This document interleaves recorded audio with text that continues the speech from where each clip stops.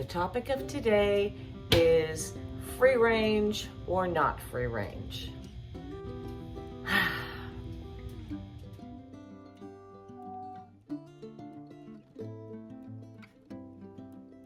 Do you think this cat would be happy if he didn't go outside?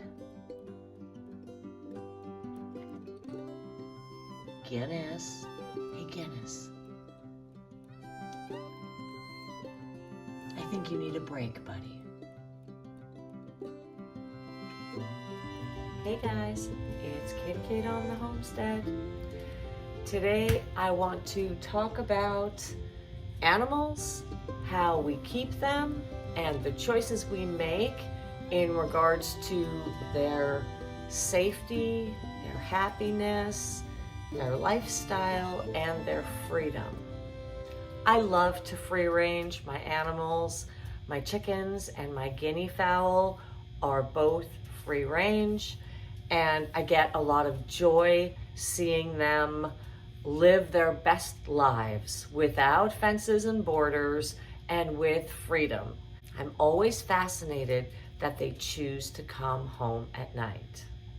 As hazardous as the country is, the city is equally as hazardous and confusing for animals. And as a person who had animals in the city, my cats were always indoor cats. I also had bunny rabbits that lived in cages. I had 2 cats when I moved out here, and it was a little bit of baptism by fire, pardon the pun, because I had them indoors, but then I had a house fire and it was pretty chaotic. We ended up living in a trailer and they did end up going outdoors. Obviously, I understood the risks involved in that, but it was really lovely to just see them enjoying the property and coming home at the end of every day.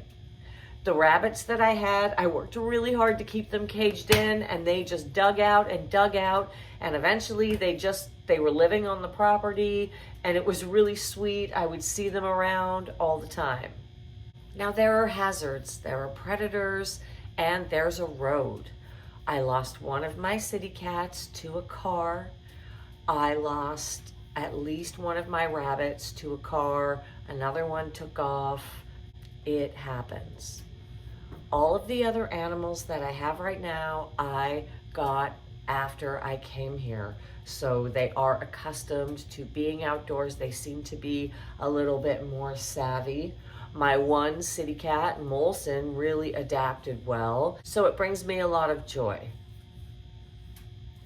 There was a person that was close to me when I first moved here who lectured me very harshly about my decision to free range my animals, my rabbits, my cats, really tried to shame me and put a lot of fear into me about how it would be my fault if something happened to them.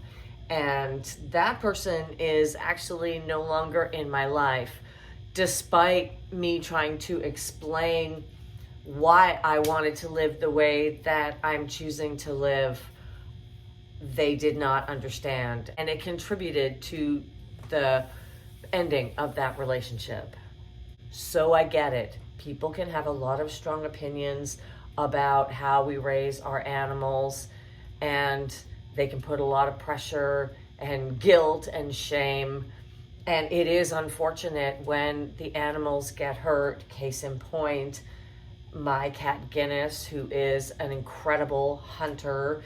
He is constantly chasing off animals on the property. He kills rodents for me. He was a barn cat before I adopted him, and he's a beautiful indoor-outdoor tomcat.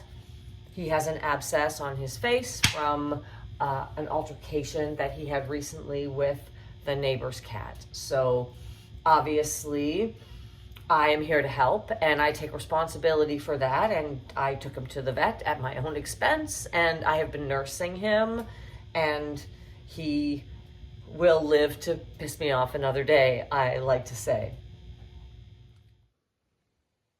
Are you feeling a bit better?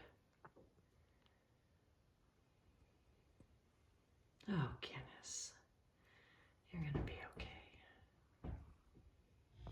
It's really unfortunate, but it goes back to something I've discussed before, which is that life happens around me. It doesn't happen to me. And I didn't do this to him. It's very unfortunate.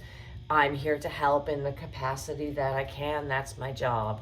I could keep my children and my animals and myself in a bubble to try to protect us all from the hazards of the world, but I just don't think that it is the best, most vibrant way to live.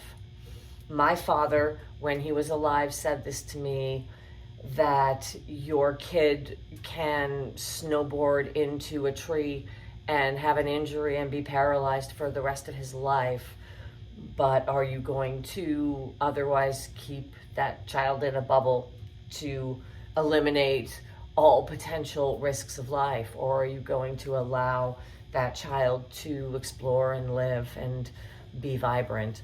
So that is my perspective on my animals and their autonomy and their life. And yes, there are risks, and unfortunately, life sometimes deals us a tough hand. I am very grateful that he should pull through. So just a little discussion on lifestyle and choices, and everybody is entitled to live in a way that they choose, and hopefully that encompasses responsibility. The last anecdote that comes to mind is something that Scott told me, which is, when it comes to animals, you can do everything that you think is right. You can take your cattle and lock them in the barn to protect them from predators that may come around at night. If there's an electrical fire in the barn, now all of your cattle are trapped inside and they all perish. So it really is, you do the best according to your choices and values and your risk assessment and evaluation when it comes to livestock and animals. And then we are there to respond and support when unfortunate things happen. So I'd love to hear your thoughts. Please try to keep it respectful.